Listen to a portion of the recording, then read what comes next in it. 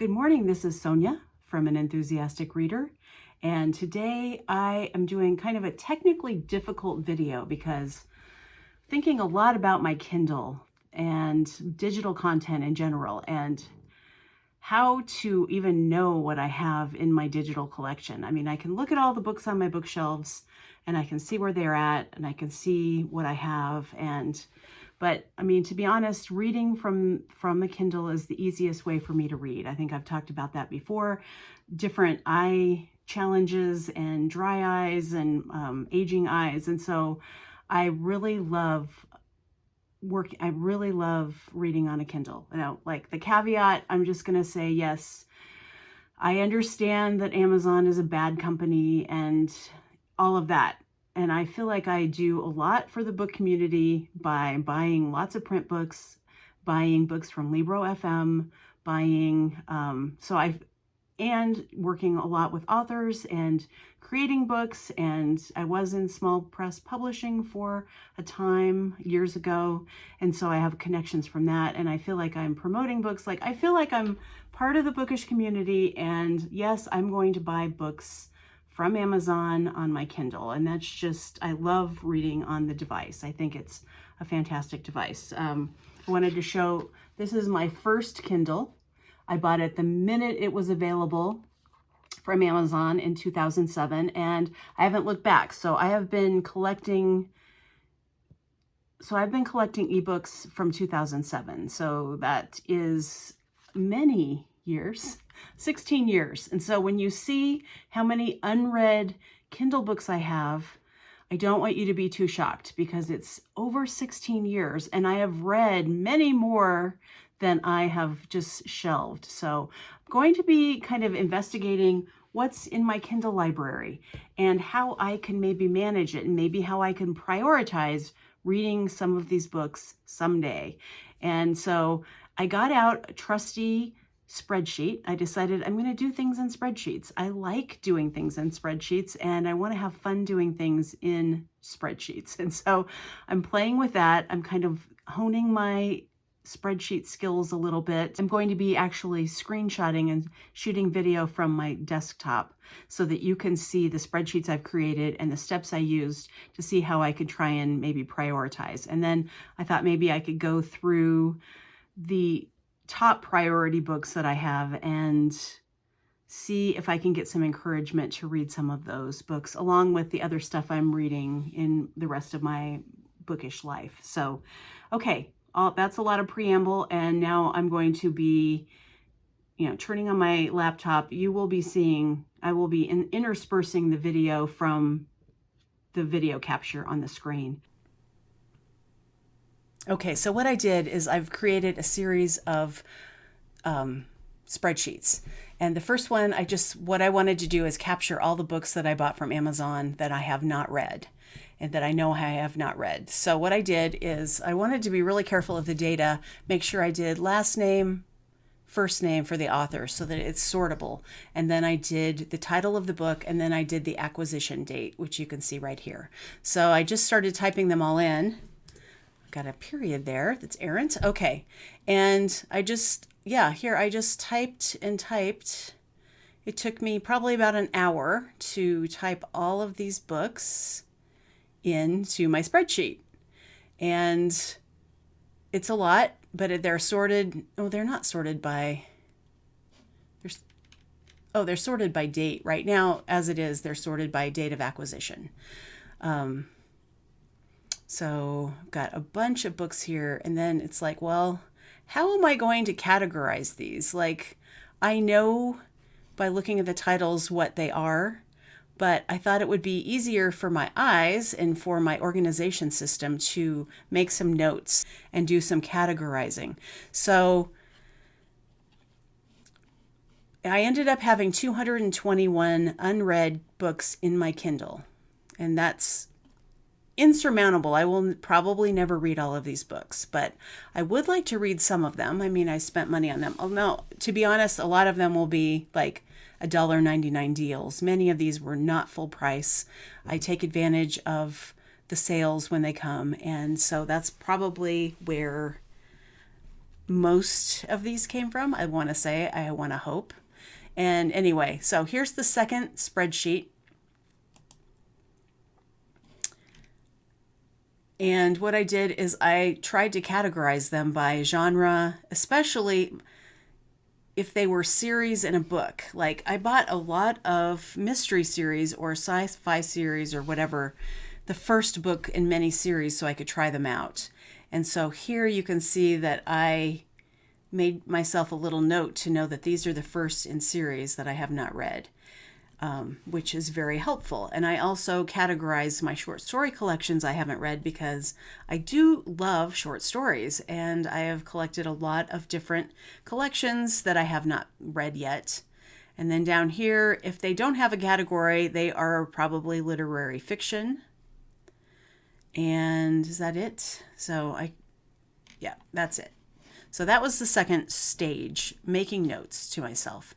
Okay, here's the third stage, rank. I decided I needed to rank these, and I needed to do it without thinking too hard about it. So what I did is are they all in? I don't know how I did it. Oh, I'm going to sort them alphabetically so that you can see. And then I just started putting in 3s, 2s, or 1s. 3s mean I'm not going to be picking this book up anytime soon, probably based on the me of now and what my mood is. 1s mean I would like to read this sometime soon being in the next year or so. And 2s are just kind of like middle of the road. Yes, I'm interested, but it's not something I would start reading today. And so that's what I did on all of the books. I did the rankings of 1, 2s, and 3s all the way down. And yeah, so that was my process. And the fourth, this is my like master now. The fourth sheet is called unread ebooks and audiobooks. I decided to add in all of the unread audiobooks that I had and listened to, and see if there was any overlap between having the ebook and having the audiobook, because I do that sometimes. So here we are. These are sorted in by rank, so all the ones are at the top, but you can see that I've added a lot of colors, and I've added a lot of just different ways for me to have a visual look at what's happening in my ebook world. And so I've got all the short stories. I put a yellow background. This Evan Connell, Mrs. Bridge, this is my color for a possible book club pick. So these are books that I may want to suggest for a book club. And so that's my way of just trying to sort that out, and knowing that I actually own it makes me want to do that. So that's what I did here. And if I have both the audiobook and the ebook, I've entered the book twice, and so I can know that I have them both. And so I did that. I have quite a few where I have the audiobook and the like Norwegian Wood, which I'm actually reading right now. So this shouldn't even be on this list because I haven't updated it since yesterday. I started reading Norwegian Wood. Yay me. And so this is what I've got. And I didn't know if you'd be interested in hearing all of the number ones, but without really saying much about them.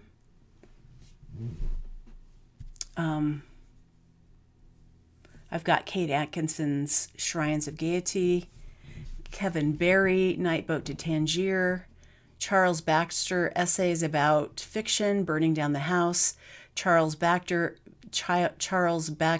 Griffin, which is a collection of his shorts. I think it's the collected works is collected. Vera Brittain, Testament of Youth, A Little Princess, Barbarians at the Gate, The Fall of R.J.R. Nabisco. I'm surprised I have that. Novel, Herself Surprised by Joyce Carey, Girl with a Pearl Earring, Tracy Chevalier. Austen Years, a memoir and 5 novels by Rachel Cohen. The Adventure of the Blue Carbuncle by Arthur Conan Doyle, which is not a Sherlock Holmes novel. Mrs. Bridge by Evan Connell. The Red Badge of Courage, Rachel Cusk's Second Place. I'm kind of into Lydia Davis. So I've got the collected stories of Lydia Davis, and then I bought her essays 1 and 2, and I've used this purple color to show that I bought these books since I've created the list in 2023 so I can see what I've acquired. And this is really helpful because it kind of inspires me to, when I'm seeing all these ebook deals, knowing if I should or should not buy it based on whether I would make it a 1 on the spreadsheet. And if I wouldn't make it a 1 on the spreadsheet, then chances are I'm not going to buy it. So this is a kind of a way for me to moderate myself. I have a book that I saw. I haven't made it purple yet. Let's do that right now while I'm thinking of it. Forbidden Notebook by Alba de Cespedes. And I saw this in the New York Times, and it's actually a book that was written, I don't know exactly when it was written, but it's a translated work, newly translated from the past, about a woman in the 1950s who is in an unhappy marriage, and she keeps a diary she's not supposed to keep. And I don't know if it's a thriller or if it's more psychological or what, but it sounded fantastic to me. So apparently this is a famous Italian writer who has not been translated much into English. I have Helen DeWitt's The Last Samurai. For some reason, I feel scared to read this book. I feel like I'm not going to understand it. I think I started reading it and I was captivated by the energy of the writing, but then I realized, am I going to actually understand this book? Am I smart enough to read The Last Samurai? And I'm not sure. I've got the audiobook American War by Omar El Al-Kad. I believe that's short stories. The Great Gatsby, some Tana French, The Promise by Damon Galgut, William Gay, Rumer Godden's Black Narcissus, Less is Lost, both the audiobook and the ebook. The All of It. I don't know what that is. Let's spread this. Recommended by Ann Patchett. Oh, yes. Ann Patchett does great TikToks on Fridays. And her whole thing is like, if you haven't read this book, it'll be new to you. And she recommends backlisted books.